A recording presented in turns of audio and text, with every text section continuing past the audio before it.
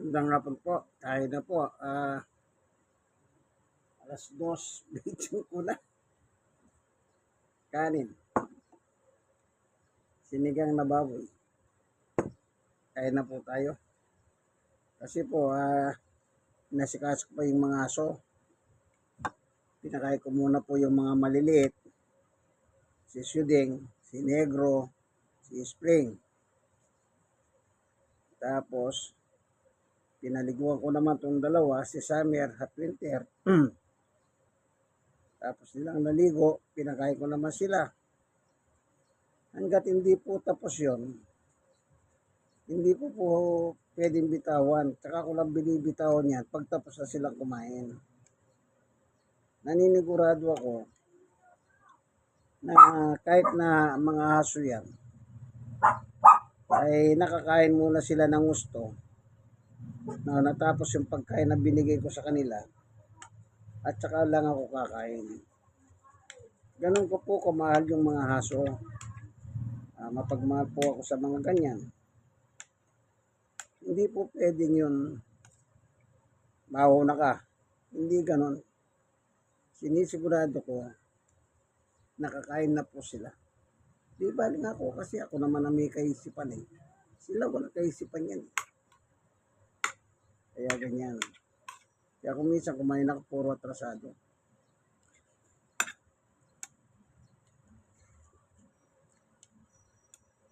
Wala namang problema sa akin yun eh. Unang-una, wala na akong trabaho, nasa bahay lang.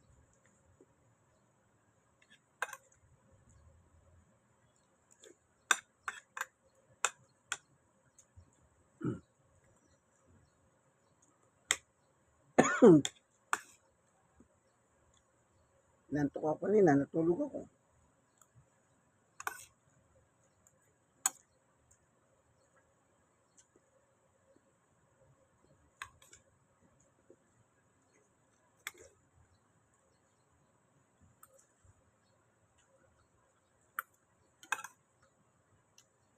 Kangkong.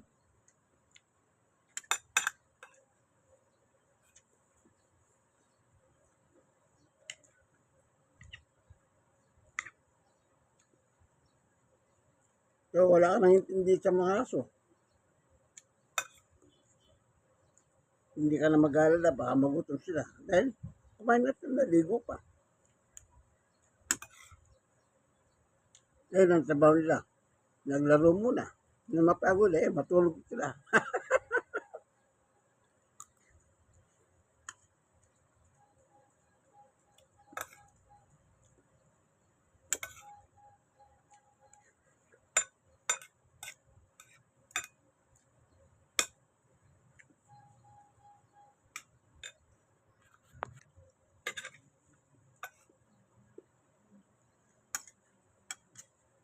Gabi.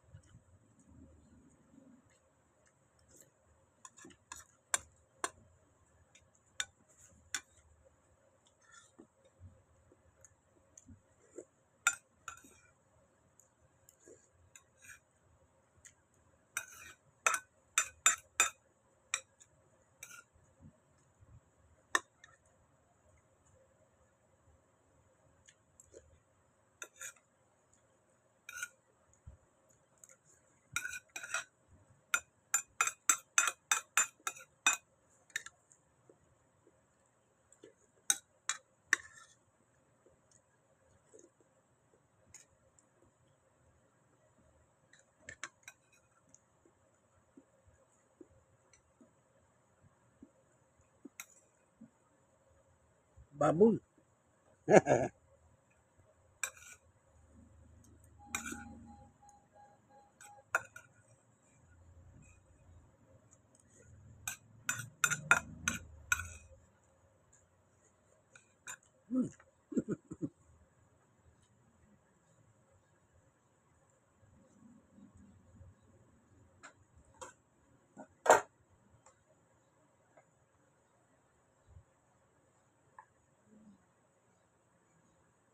Kan, dagdag tayong konti.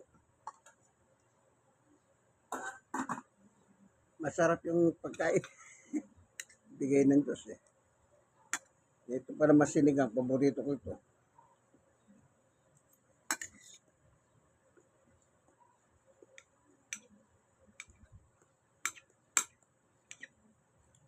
Yung sinigang po, no?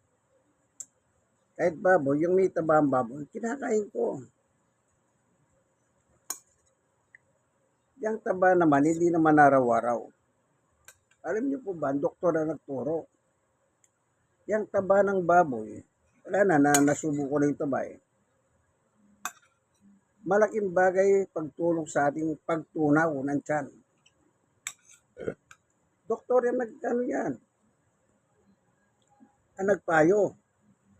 Bagamat kung high blood ka, huwag naman madalas. Pero kung pamisan-misan ka lang kumakain ng baboy na may taba, okay lang yun. Yung digestive system natin, yung pantunaw, yun ang sinasabi ng doktor. Mabuti yung taba ng baboy doon para hindi mahirapan yung bituka natin. Digest yung ating kinakain. Kasi taba nga yun. Taba ng baboy. Kaya hindi nakakatakot yan. Ang mahirap yung balbakwa. Mamamatay ka talaga ron. Yung kumari ko yan, ang takaw ng babak. Isang ganito, balbakwa yan. Habang, pero namatay.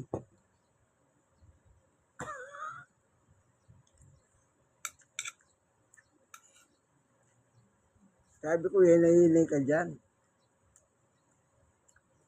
Pero kung paminsan-minsan lang, ewan ko naman sa mga ibang tao, parang takot na takot silang kumain ng baboy.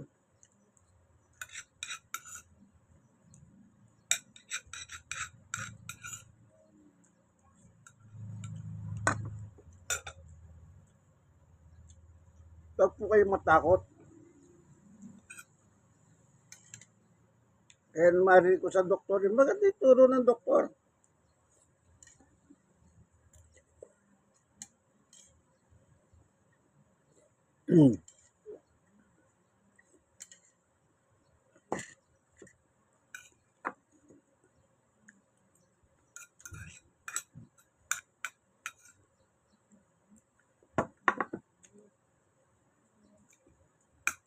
Maging yan doktor, sinasabi niya eh. Tikim-tikim lang.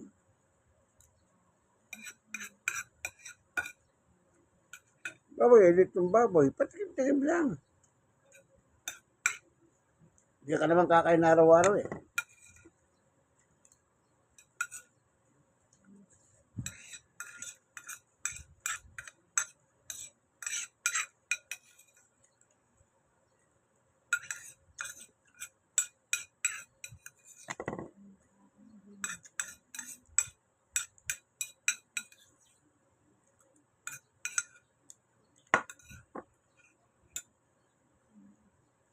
Okay yun.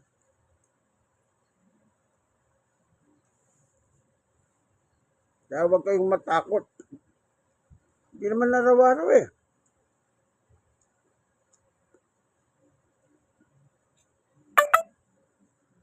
Kahit naman yung mga mayayaman eh. Hindi man araw-araw kumakain ng ganyan eh. Iba-ibang pagkain niya.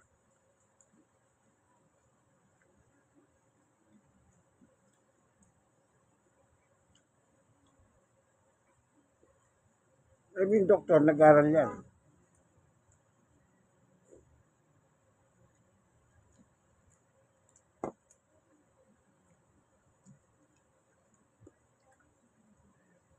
Umatin ng mga seminar.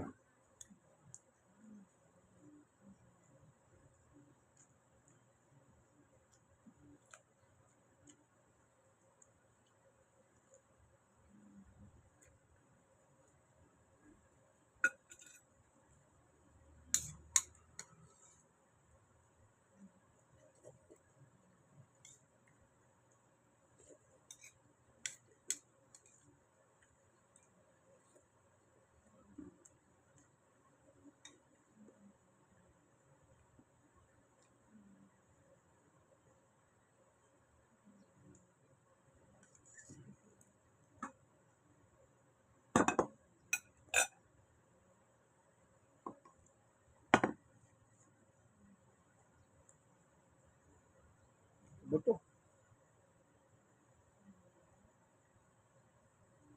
Tignan ko yung aso ko.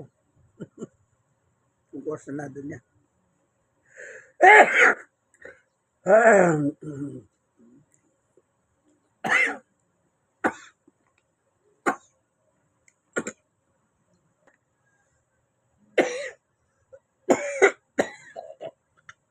Hmm? Bubo ko. Sabid.